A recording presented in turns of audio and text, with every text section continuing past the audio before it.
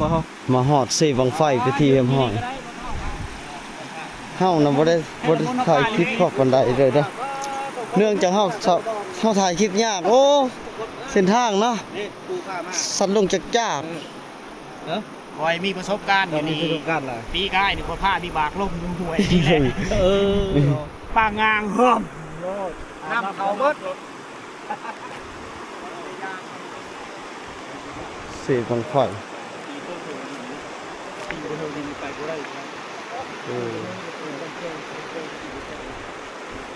เสบังไฟเขาก็เคยเห็นนะเส้นทางถือว่าโหดหลายเลยทุกคนเข้าก่อนแค่นี้ละนี่ทุกคนเลยอิ่มเลยได้นี่นะกินแล้วก็พากันอิ่มกินข้าวเท่าไรเจ็บใส่เท่านั้นนะอันนี้ก็ต้ม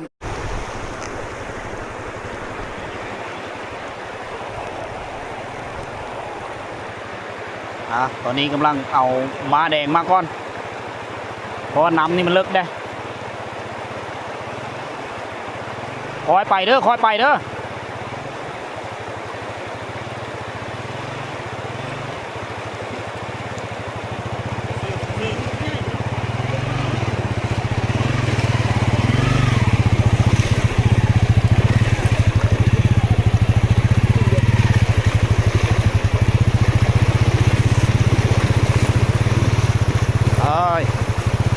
นิดไปคันนึงเนี่ยได้รถเท่านี้มันสีรอดบ่น้ำเลิกซ้ำนี้ได้ได้เนาะไปเลยมอด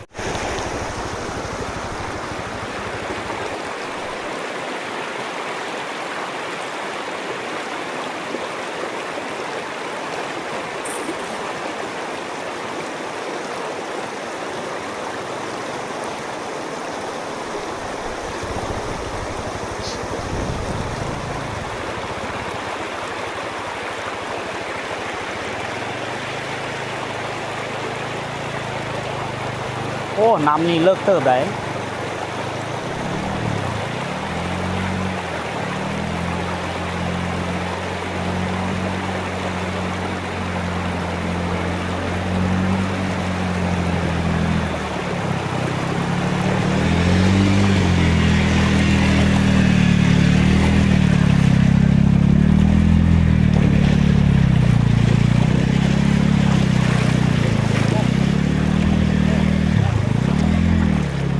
เรียบร้อยปิดไป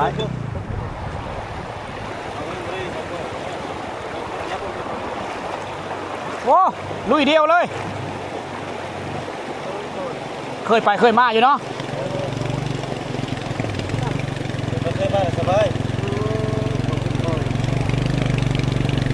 ไปสุกคอยเพิ่นได้เฮ้ย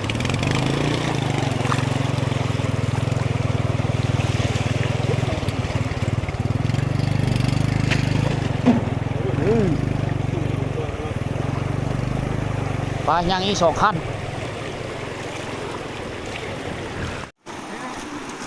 ไปยันน้ำเฮาจักบ่เฮาบ่ไปเพื่อนไปเนาะเพื่อความปลอดภัยไปในนี้ไปก่อน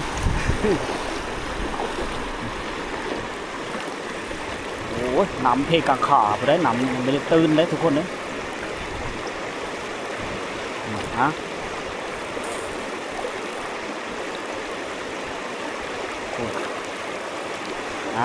ลิดไปเขาจะมอดยักษ์ซุกเอาปลอดภัยที่สุด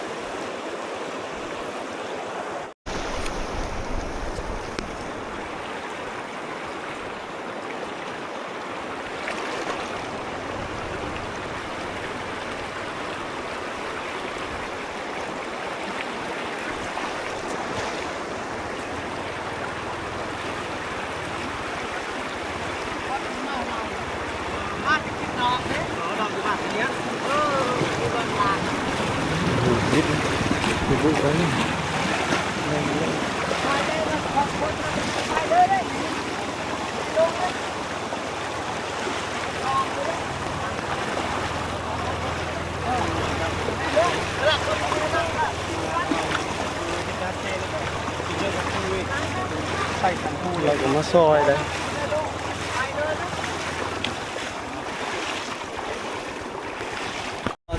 ติดเบิ่งแล้วว่าแหละโอ้ยพันเปอร์เซ็นต์ ไม่ใช่เลย พันแหน่ได้บ่ติดก็ได้ ทุกคนเดินทางไปต่อ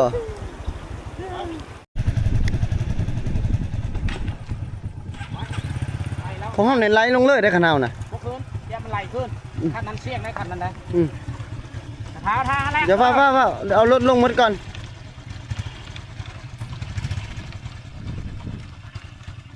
เอายัดไปใกล้ๆบ่เฮ้ย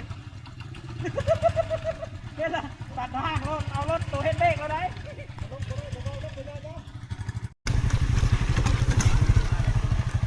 มันสั่นมันทรหดเลยเว้นว่ามันง่ายๆได้ออันนี้นะ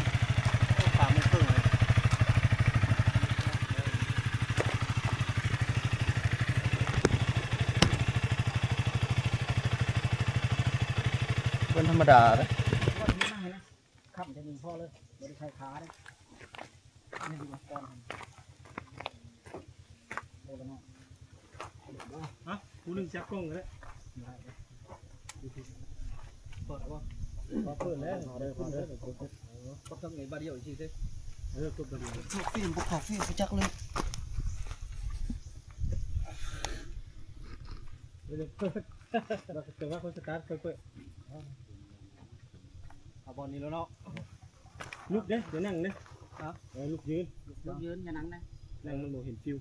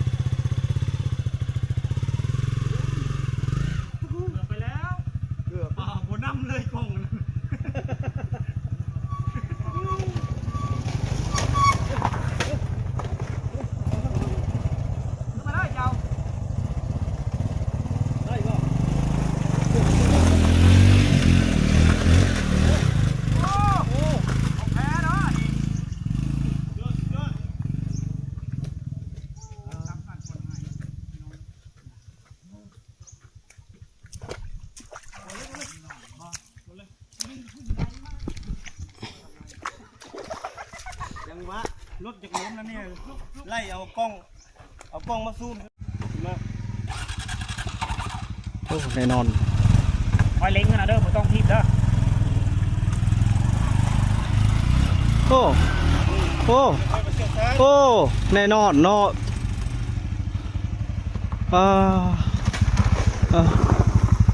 ได้เบาใจ ขึ้นเลยได้เอาแล้วนะ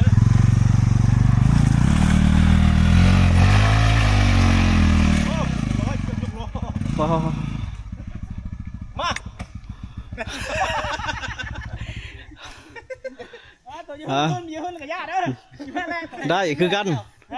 ได้คือกันใครเนี้ยมันยังอันนั้นเนาะเบื้องนี่มันสั่นเองเลยมาดึงส่งขึ้นครับดึงขึ้นครับรถเอาขอจากลำก็ได้ให้ครับให้บ่คอยแล่นจุดบึ้งไม่ได้ลงเลยคอยไก่ใช่ป่ะให้ครับให้บ่ให้ครับให้บ่คู่นะค่าคู่ได้อยู่ตามได้จากรถนะต้องเล่งแห้งก็ได้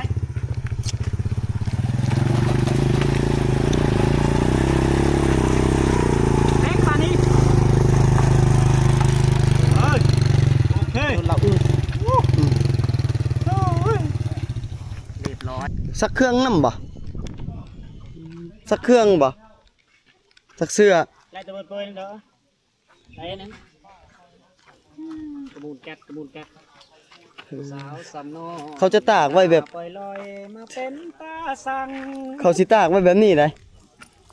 มันจะเป็นแบบเป็นเพียกเลยการเพียงแต่3-4หลังคาเฮือนเนาะเท่านี้บ่เท่านี้แหละบ้านอันนี้นะน้อยเดียวเนาะน้อยเดียวมีบ่อนตับข้าวกันเลยบรรยากาศคักเลย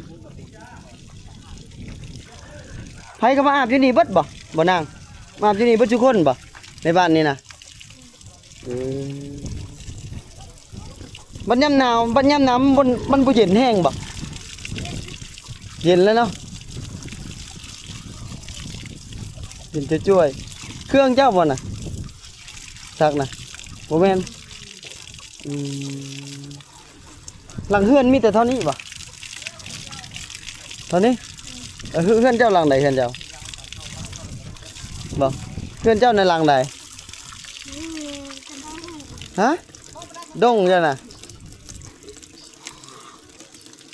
อันนี้เนี่ยเขาจะใส่กับพุ้ยไว้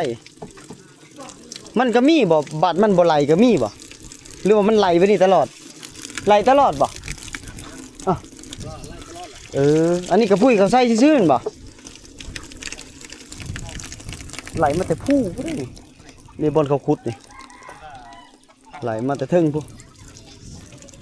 ใส่ตลอดปียามแรงก็ใส่ยามฝนก็ใส่คือมันสบายเป็นจุดเดียวเลยนั่นมาแต่ทึ่งผู้ไปเลยนะเนาะ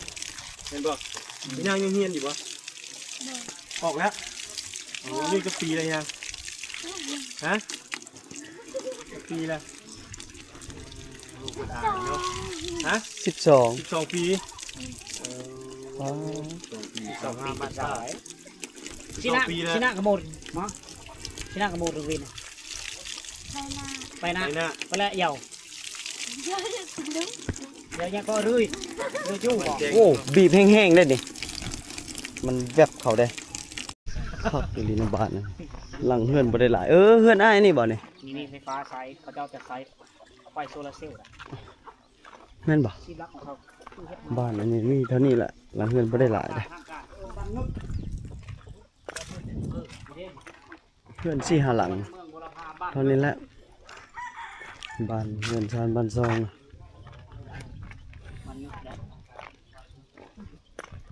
หลังเฮือนบ่หลายเนาะแต่ว่าเป็นบ้านเก่าบ้านแก่นะเบิ่งจากต้นไม้นี่บ้านใหญ่ได้อยู่ใช้บ้านใหญ่ได้อยู่ใช้ก็บ้านนี้เลยชื่อว่าบ้านแจงบ้านนี้ขึ้นกับกาจ้างบ้านไอ้บ้านนี้เลยทุกทีเลยเด็กบ้านนี้มีตารางมันมีตารางถูกครับกว่าสิได้เองแต่ละอย่างโอ้ทุกคนเลยเส้นทางถ้าจะไปก็คือไปพุ่นเป้าหมายที่เราจะไปก็คือมื้อนี้น่าจะค่ำเลยน่าจะค่ำน่าจะมืดแหละมื้อนี้นะมันบ่ได้ง่ายปานใดการเดินทางจนเมื่อยทุกคนเลยจนเมื่อยเลยนะจนเพลียแอแล่เส้นทางเคนี่โหดอลีอลอนี่ก็มูมาใกล้ๆที่มาอยู่มาร่วมกับผมนี่วะพวกหมูวะคือว่าโอ้คักหลายคนเลยหมู่บ้านโบราณเงียบสงบแต่ถนนหนทางโอ้ค่อนข้างจะโหดอยู่นะโหดแบบเต็มที่เลยบุกนี่ถ้ามันอยู่กันอยู่ต่างหัวผู้เลยล่มทุกคนมันมอดบ่ขึ้นมามันถอยหลังบ่ได้มอดแต่มันไหลมันบืนบ่ขึ้นมันก็ไหลเลยมันนี่เด้มันมืนบ่นี่ตีนมันยางมันโล้นใครจะมันลงบ่แห้งเขาดันบ่แพ้เลยมันได้เลยจับสองให้เราจับพอตรงนี้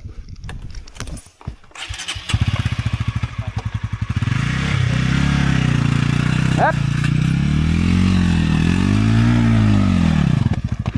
อุ้ยปุ้ยคนขี้เงื่อนยอดนี่จะมากกับมากมันจะมากกับยาเดี๋ยวเตะเด้อ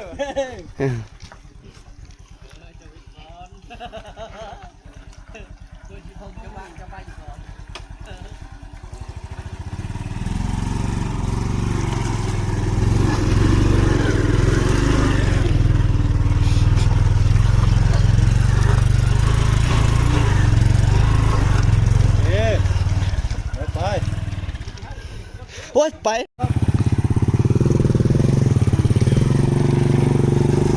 ให้อยู่บ่อยู่บ่ได้แล้วนะ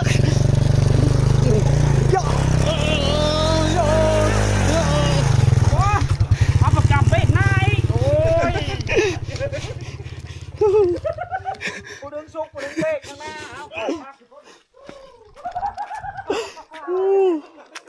ทักแล้วนะ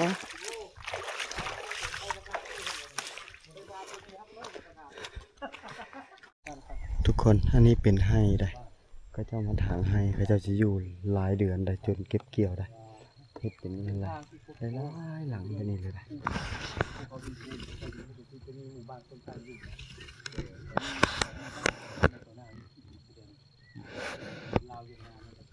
บรรยากาศนั่นนะเขาเฮ็ดให้แล้วเขาก็พากันอยู่นี่อยู่เต็มในนี่แหละคนจนรอการเก็บเกี่ยวเส้นทางโอ้โหดมหาโหดเลยแต่ว่าคักเลยเดินทางไปทำฝนก็สิตกนี่ได้บาทเบิ้งกู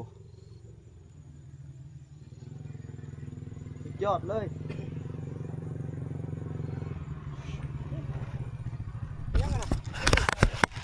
ฝน ไปฮอดหมู่บ้านก่อนฝนตกนะเพราะ ล่ ว่าม มือละ ตอนนี้เฮามาฮอดเขตป่าดงดิบนี่ฝนนี่ ลัดหน้าลัดหลังกับฝนเดี๋ยวนี้ เด็ดเดียวกับเราดูฝนเลย ลึกอะไร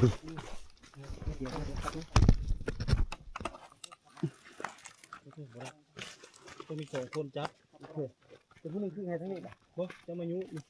ไงก้นขึ้น อย่าพาลำเงินมาก่อน เดี๋ยวมันล้มไปหุ่นเจ็บเลยมันถูกแล้วจะจับเขาแล้วมัน ครึ่งเด้อ 1 2 ตึ้งสุกไว้พวกนึงสุกไว้จังหวะดึงตัวดึงตีนจับมาไปก่อนเลยเอาเลยดึงตีนเข้ามาดึงตีนทางยาววะ บึงได้อันดีสเบกดีมือเลย เอาเลย หัวถอยบ่ถอยก่อนหน่อยนึงโอเค เยอะ มัน เด้อมาทายยากเลยเนาะ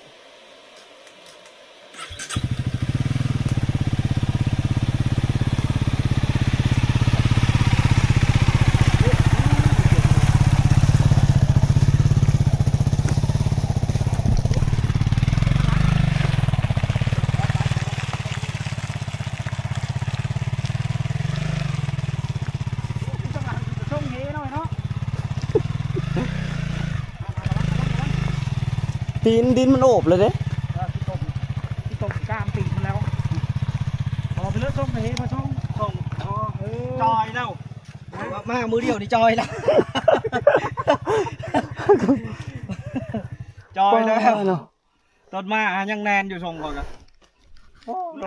ท่านนั้นคิดตรงเข้าเรียบร้อยแล้ว เห็นเลยนะ รอบ2ล้มรอบ2 เพราะว่าตอนนี้เด้อฝนน่ะอ้อมหน้าอ้อมหลังเฮาเบิดเลยได้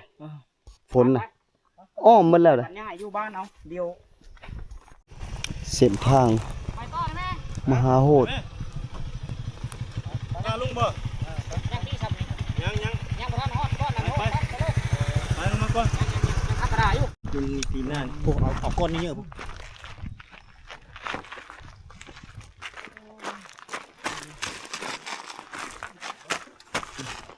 โอเคบ่ทางแม่นะคือมันไหลเลยนะ2ก้อนเสื้อติดหลังเขาได้บาลงเงิน โอเค พักบ่ ข้างใต้ข้างเหลืองมาเอาก่อนแล้วนะ ค่อยว่าเจ้าจ้อยพันเดียว ร เล ถ ย ทุนเลย เส้นทางโหดเลยเด้อ ไหลลงถือว่า บ้านนี่บ่ แม่นแล้ว บ้านนี้แหละเขาเอิ้นจะนู่นเลย เบิ่งทุกคนฝนอ้อมเฮาอ้อมหน้าอ้อมหลังเลยเด้อคันฝนตกเฮาพวกเฮาเกมเลยเนาะ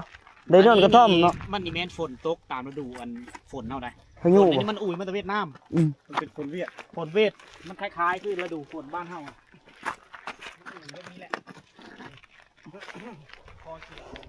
คันฝนตกนี่คือได้นอนตามกระต๊อบนั่นเลยเนาะ แน่นอนนอนตามกองเข้าคนนั้นไปโตไปได้หมดพี่ดอก อ้าว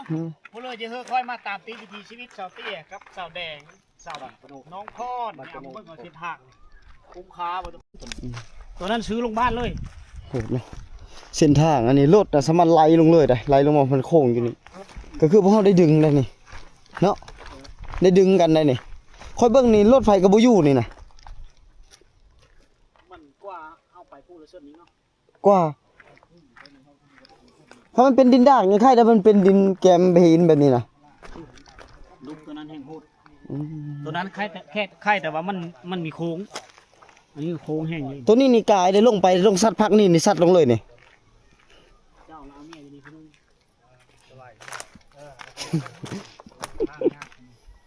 เด้อกะขี้เมื่อกะขี้งออยู่เนาะเอา คันเอาเมียอยู่นี่เนี่ย 2 ปีมาเท่านึง มายามนะ มายามลูกได้ ตอนเช้าเขาบ่มายามเจ้าดอก มายามแต่ลูกได้2 ปีมันใหญ่ ได้บ่เห็นบ่ บ่ทางซ้ำนี้แหละดอก 5,000ก็จักค่อยสิเอาจักบ่ 5,000 บาทได้โอเคเอาสิเอารถบ่ตุกลงก่อนเอาขี่ล้อได้เฮ้ยทางตีนมานั่นเอาสางลงก่อนติดจักรลงบ่หรือได้ติดจักรลงเลยบ่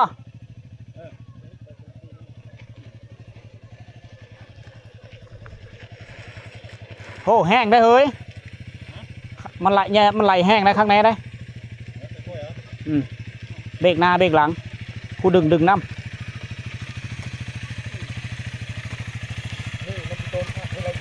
เวลามันโตนพักแล้วมันสิตืด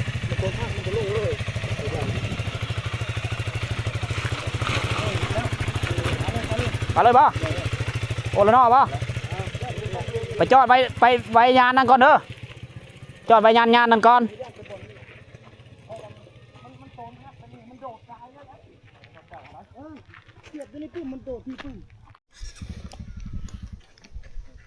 หมอผู้ดึงให้มันยานก่อนแล้วพุ่น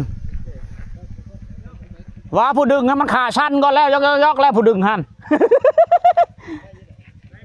ได้ป่ะรถตะปูสลอไอ้ไฟซื่อๆนะเอาลูกผู้เดียวมันจะโดดมันจะโดดตายเลย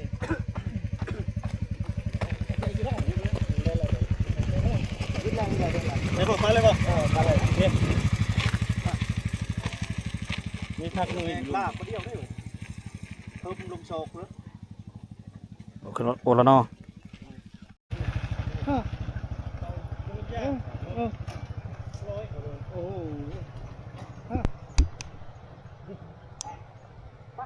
ปลาติดคุก แบบคอยจะขาบใบได้ของยาเนี่ย ง่าย4 เทื่อแล้วถ้ามีกระเจ้าขี่คนเทื่อที่2ขี่หมูก็ขี่งัว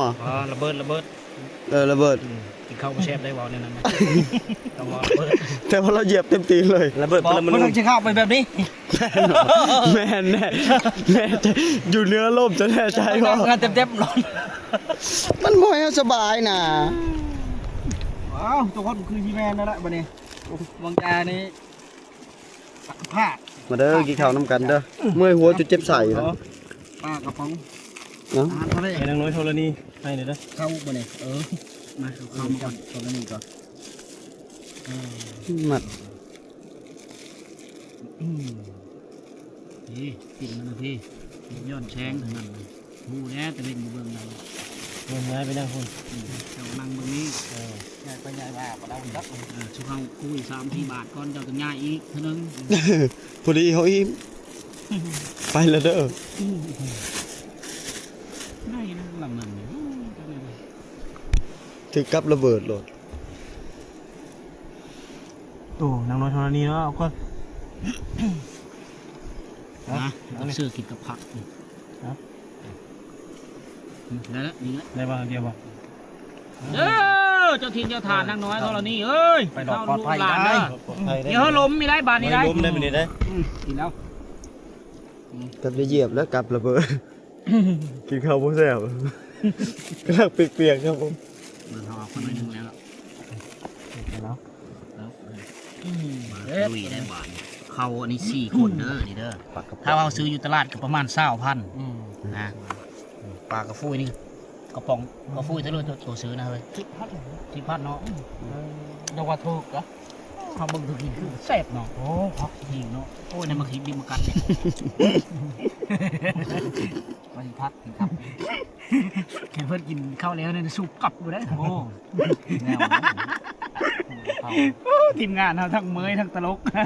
หัวจะเจ็บบ่ใส่ พบ3-4เดือนเลอะบอลกินข้าวเจอระเบิดตลอด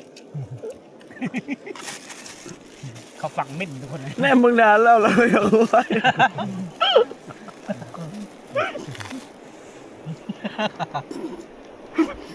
เบิ่งแค่ภาพบาดสุดท้ายมาอยู่ไปอยู่แดดเป็น กินแบบนี้มีแก้วเลยมั้ย